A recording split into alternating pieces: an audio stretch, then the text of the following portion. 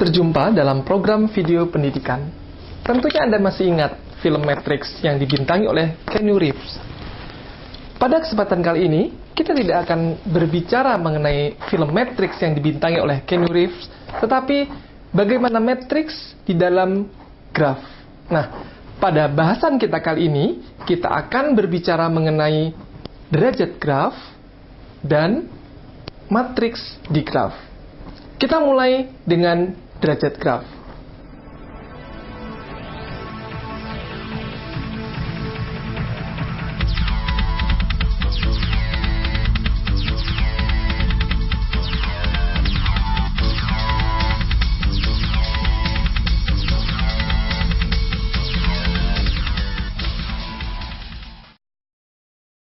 Derajat simpul pada graf G ditulis dV adalah banyaknya ruas yang menghubungi atau insidensi simpul V. Jumlah derajat semua simpul pada graf G ditulis dG disebut derajat graf G.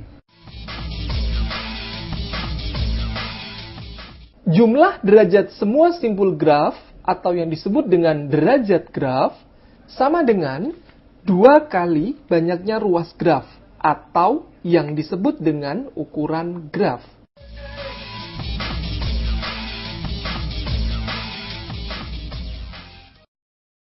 Jika pada simpul V terdapat gelung, maka satu gelung dihitung 2 kali pada derajat simpul V.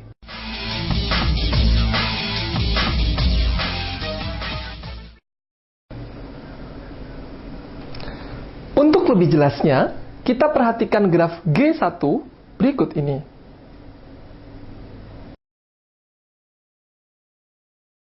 Dari gambar graf G1 ini, kita dapat menentukan derajat graf G1. Derajat simpul A sama dengan 2, derajat simpul B sama dengan 4, derajat simpul C sama dengan 2, derajat simpul D sama dengan 3, derajat simpul E sama dengan 1, derajat simpul F sama dengan 0. Maka, jumlah derajat simpul dari graf G1 adalah DA ditambah DB ditambah DC ditambah DD ditambah DE ditambah DF sama dengan 2 ditambah 4 ditambah 2 ditambah 3, ditambah 1, ditambah 0, sama dengan 12. Sehingga, derajat graf G1 atau DG1 adalah 12.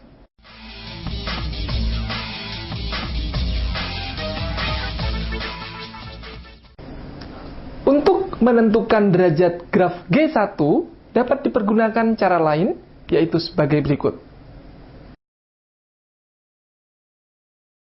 Simpul graf G1 yaitu A, B, C, D, E, F, dan ruas graf G1 yaitu E1, E2, E3, E4, E5, dan E6.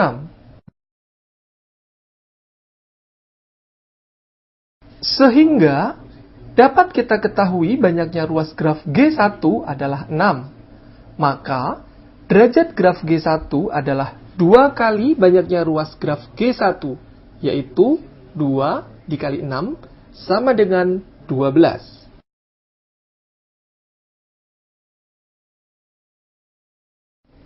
Para mahasiswa, berikut ini adalah beberapa istilah yang perlu Anda ketahui dalam derajat graf. Perhatikanlah gambar graf G1 berikut ini.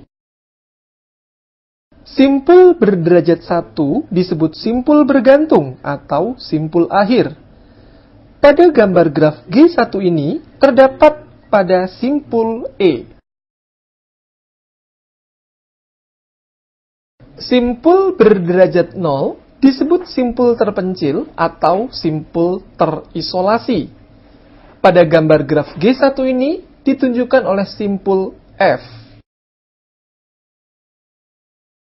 Suatu simpul disebut simpul genap atau simpul ganjil tergantung apakah derajat simpul tersebut genap atau ganjil. Pada gambar graf G1, simpul genap terdapat pada simpul A, B, dan C, sedangkan simpul ganjil terdapat pada simpul D dan E.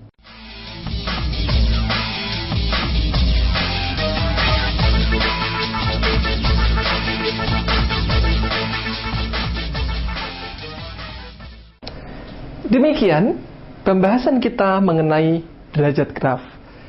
Berikutnya, kita akan membicarakan tentang keterhubungan.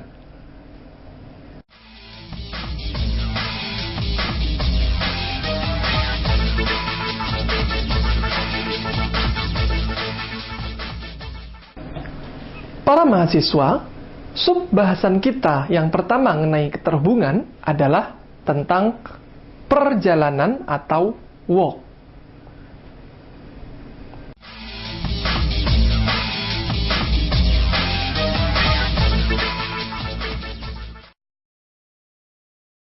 Perjalanan atau walk pada suatu graf G adalah barisan simpul dan ruas berganti-ganti.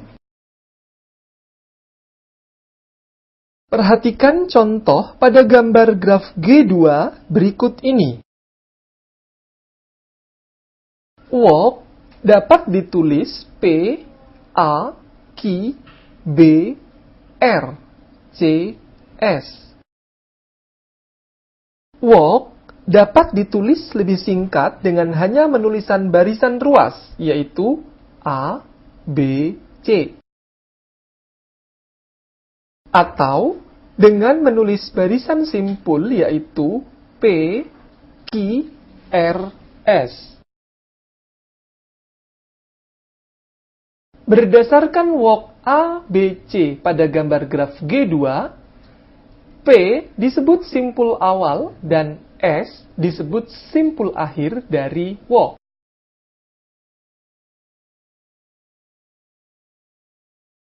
Banyaknya ruas dalam barisan disebut panjang perjalanan.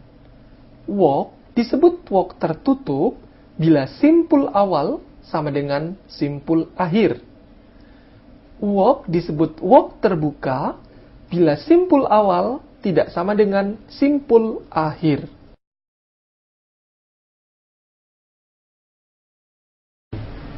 Para mahasiswa, untuk memperjelas atau untuk lebih memperjelas apa itu panjang perjalanan, kemudian walk tertutup dan walk terbuka, kita lihat contoh berikut ini.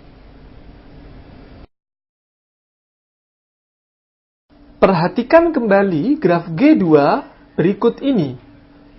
Diketahui barisan P, Q, R, S, P dari gambar graf G2, simpul awalnya sama dengan P, simpul akhirnya sama dengan P, dan panjang perjalanannya sama dengan 4.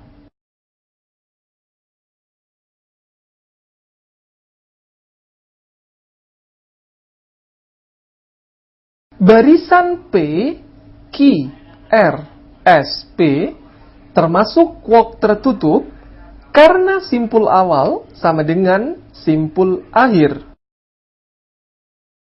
Berikutnya, diketahui barisan simpul P, Q, R dari gambar graf G2.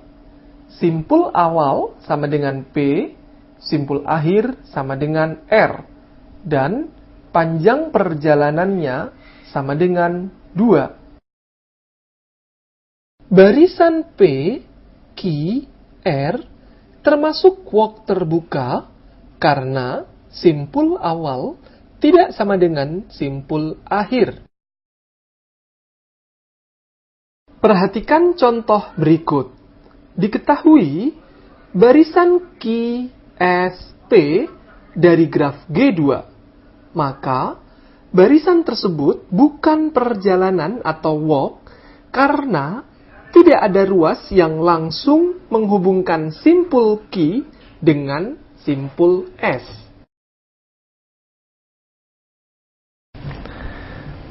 Para mahasiswa, subbahasan berikutnya tentang keterhubungan adalah lintasan atau trail.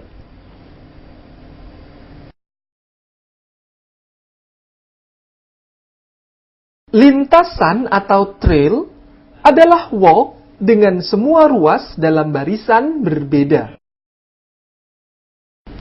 Untuk lebih jelasnya mengenai apakah lintasan atau trail itu, kita perhatikan contoh berikut ini. Perhatikan gambar graf G3 berikut ini.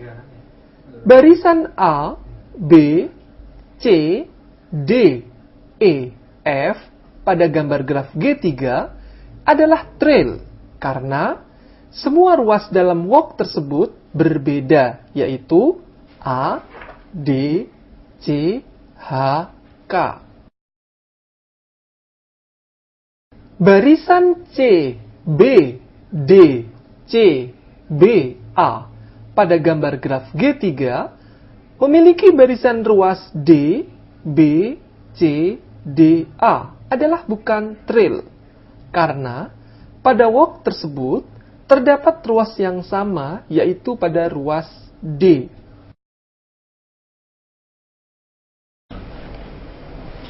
Setelah kita mengetahui lintasan atau trail, berikutnya kita akan membicarakan tentang jalur atau path.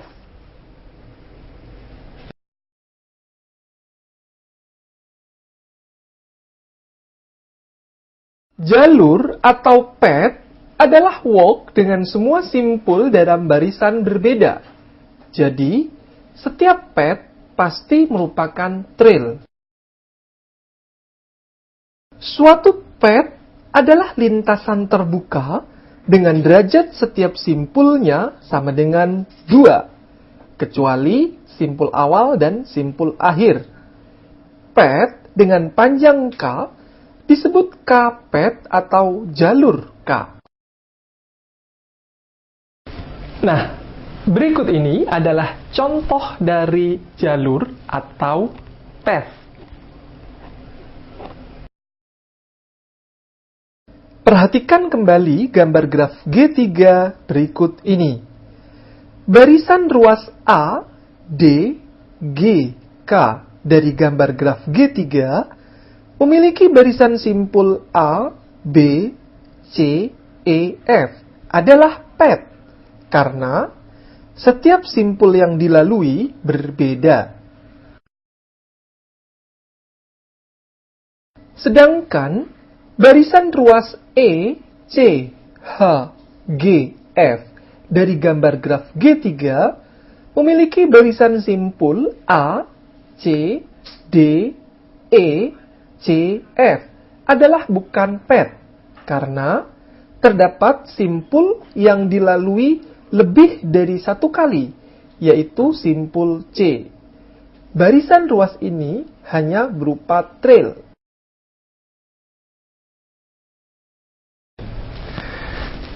Nah, para mahasiswa, subbahasan berikutnya mengenai keterhubungan adalah sirkuit atau cycle.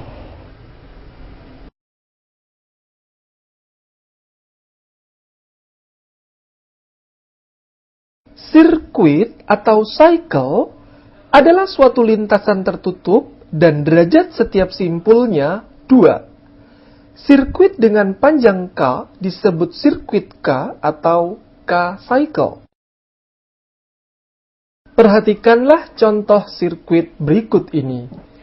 Pada gambar graf G3 ini, barisan ruas A, B, H, G, E adalah sirkuit. Barisan B, C, D, A, E adalah bukan sirkuit karena tidak semua simpul derajatnya sama dengan 2, yakni derajat simpul B sama dengan 3 dan derajat simpul C sama dengan 3.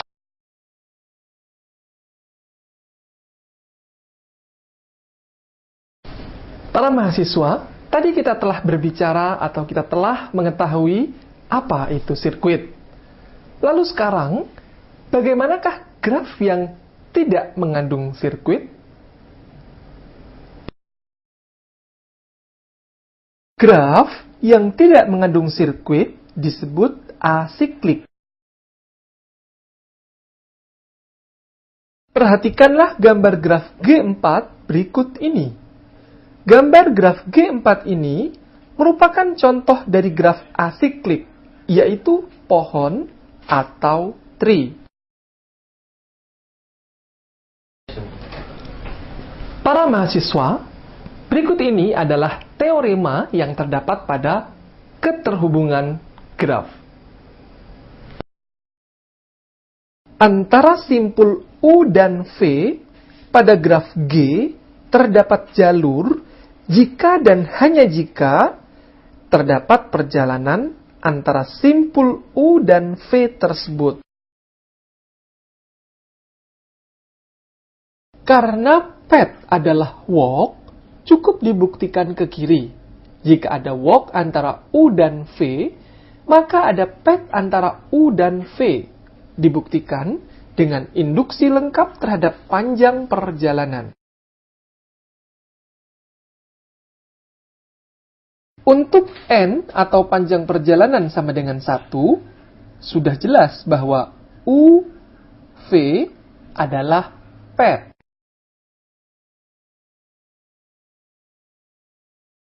Untuk N lebih besar dari 1, dapat kita misalkan walk V0, V1, V2 sampai dengan Vn, di mana V0 sama dengan U dan Vn sama dengan V. Jika tidak ada simpul Vi yang berulang, maka jelas walk tersebut adalah path.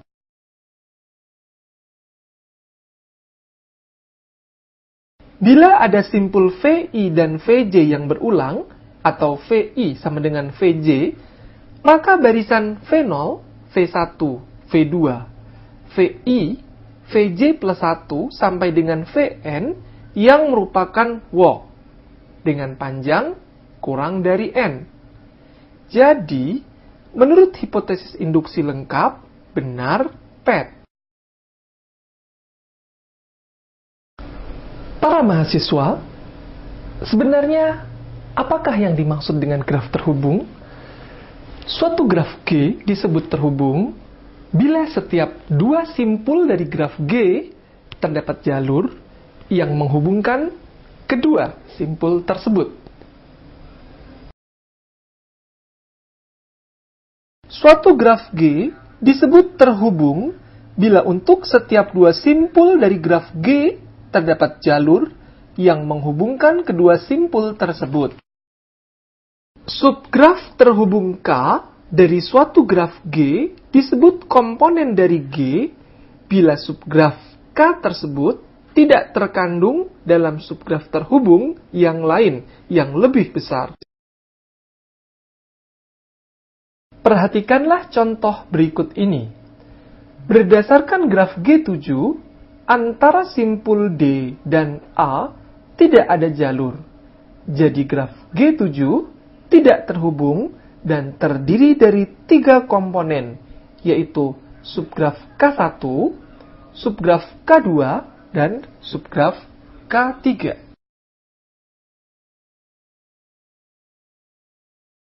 Sekarang, perhatikan gambar graf G8 berikut ini. Pada gambar graf G8, setiap simpul pada graf G8 terdapat jalur. Jadi, graf G8 merupakan graf terhubung dan komponennya sama dengan 1.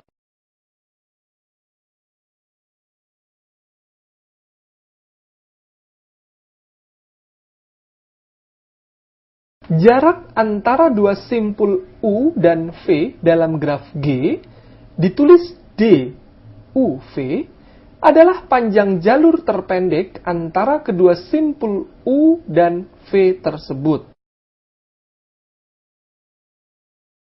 Diameter suatu graf terhubung G adalah maksimum jarak antara simpul pada graf G.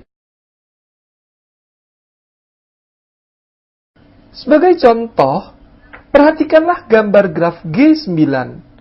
Derajat simpul AF sama dengan 2 melalui jalur A, D, F yang merupakan jalur terpendek.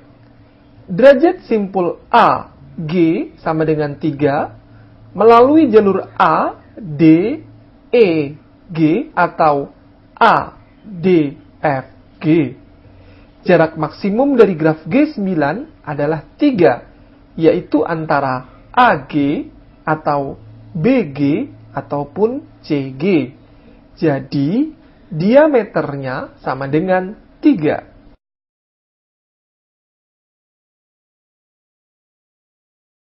Jika order dari G sama dengan N, ukuran dari G sama dengan E, dan banyaknya komponen sama dengan K, maka rank G sama dengan N dikurang K, nullity G sama dengan E dikurang N dikurang K.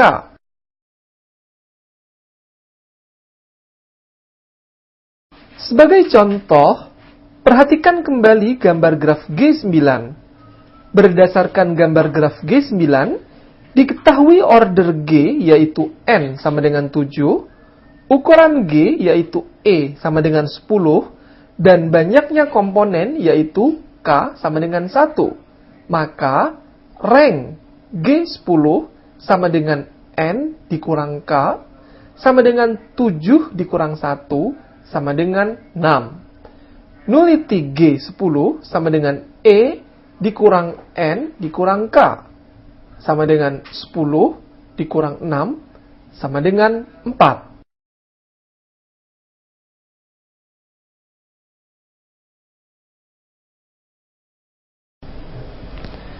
Demikianlah pembahasan kita mengenai keterhubungan graf. Berikutnya, bahasan kita yang terakhir, kita akan berbicara mengenai matriks di graf.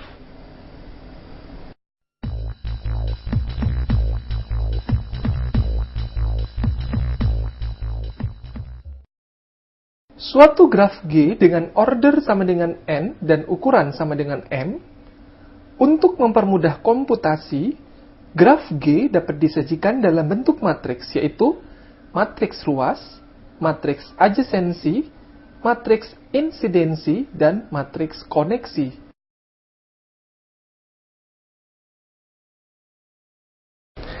Kita mengenal 4 macam matriks di graf, yaitu matriks ruas, matriks adjasensi, matriks insidensi, dan matriks koneksi.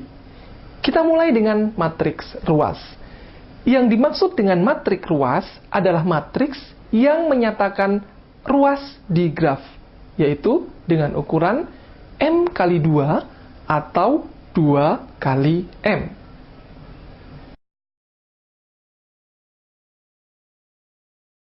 Jika graf mengandung simbol terpencil, matriks ini tidak dapat menyebutkannya, kecuali kalau jumlah simpul disebutkan.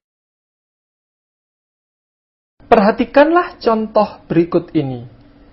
Berdasarkan gambar graf G8, diketahui N sama dengan 5 dan M sama dengan 5. Maka, matriks ruasnya adalah ruas yang menghubungkan simpul A ke D, A ke E, B ke C, C ke D, dan D ke E.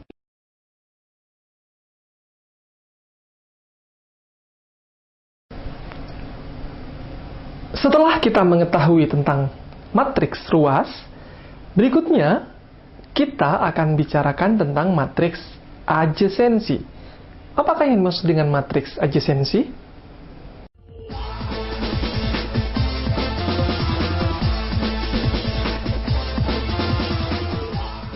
Matriks adjasensi dari graf G tanpa ruas sejajar adalah matriks A sama dengan AIJ berukuran N kali N dengan AIJ sama dengan 1 bila ada ruas VI, VJ. AIJ sama dengan 0 dalam hal lain.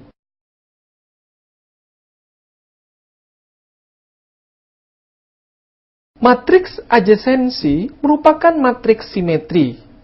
Untuk graf dengan ruas sejajar, matriks adjasensi didefinisikan sebagai matriks A sama dengan AIJ.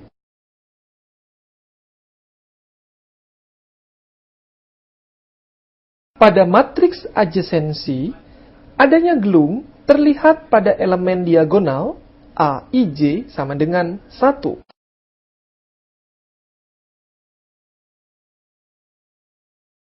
Kalau suatu baris semua elemennya sama dengan 0, pertanda bahwa simpul yang diwakili baris tersebut merupakan simpul terpencil.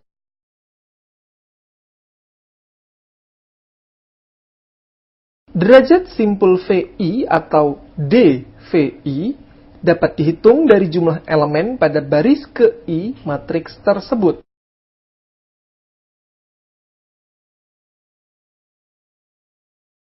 Sebagai contoh, berdasarkan graf G9 diperoleh N sama dengan 4 dan matriks adjasensi 4 kali 4, yaitu jumlah ruas yang menghubungkan simpul A ke simpul A sama dengan 0, simpul A ke simpul B sama dengan 1, simpul A ke simpul C sama dengan 1, simpul A ke simpul D sama dengan 0, simpul B ke simpul A sama dengan 1, simpul B ke simpul B sama dengan 0, simpul B ke simpul C sama dengan 1, simpul B ke simpul D sama dengan 0, simpul C ke simpul A sama dengan 1, simpul C ke simpul B sama dengan 1, simpul C ke simpul C sama dengan 1, simpul C ke simpul D sama dengan 0, simpul D ke simpul A sama dengan 0,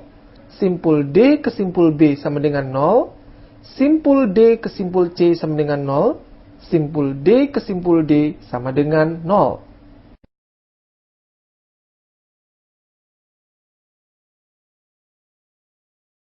Tampak dari matriks A bahwa simpul D merupakan simpul terpencil karena semua elemen pada baris keempat atau simpul D sama dengan 0.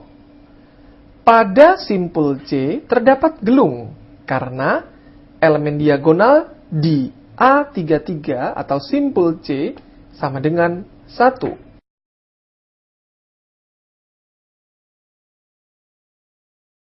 Sebagai contoh, berdasarkan graf G14 diperoleh N sama dengan 4 dan matriks adjasensi 4 kali 4. Nampak dari matriks A bahwa simpul D menjadi simpul terpencil karena semua elemen pada baris keempat atau simpul D sama dengan 0. Pada simpul C terdapat gelung karena elemen diagonal di A33 atau simpul C sama dengan 1. Ada ruas sejajar yang menghubungkan A ke B terlihat dari A21 sama dengan A12 sama dengan 2.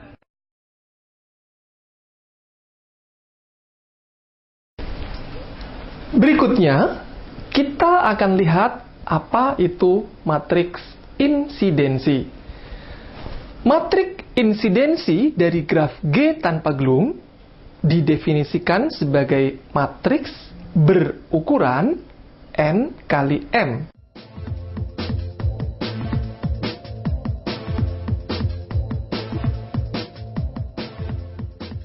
Matriks insidensi dari graf G tanpa gelung didefinisikan sebagai matriks M berukuran N kali M dengan MIJ sama dengan 1 bila ruas EJ menghubungi simpul VI.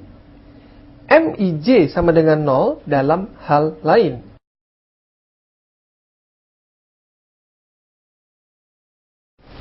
Untuk lebih jelasnya, kita akan lihat contoh matriks insidensi berikut ini.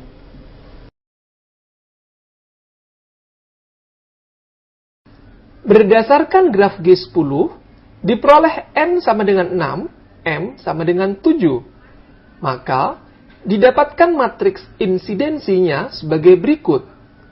Baris A kolom E1 bernilai 1 karena ruas E1 menghubungkan simpul A. Baris A kolom E2 bernilai 0 karena ruas E2 tidak menghubungkan simpul A. Baris A kolom E3 bernilai 1 karena ruas E3 menghubungkan simpul A. Baris A kolom E4, E5, E6, dan E7 bernilai 0 karena ruas E4, E5, E6, dan E7 tidak menghubungkan simpul A. Begitu seterusnya, hingga semua ruas dan simpul terpetakan di dalam matriks.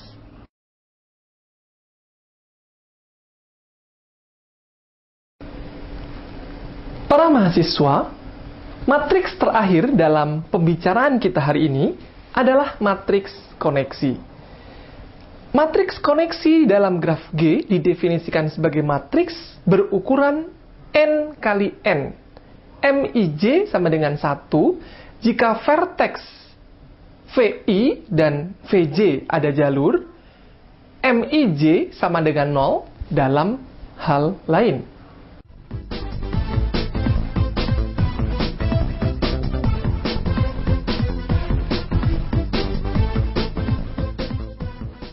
Berdasarkan graf G14, diperoleh N sama dengan 6 dan M sama dengan 7. Untuk matriks koneksi 7 kali 7. Antara simpul V1 dengan simpul V1, V2, V5, dan V6 terdapat koneksi sehingga bernilai 1. Antara simpul V1 dengan simpul V3, V4 tidak terdapat koneksi sehingga bernilai 0. Antara simpul V2 dengan simpul V1, V2, V5, V6 terdapat koneksi sehingga bernilai 1. Antara simpul V2 dengan simpul V3 dan V4 tidak terdapat koneksi sehingga bernilai 0. Begitu seterusnya, sehingga semua simpul dan ruas terpetakan di dalam matriks.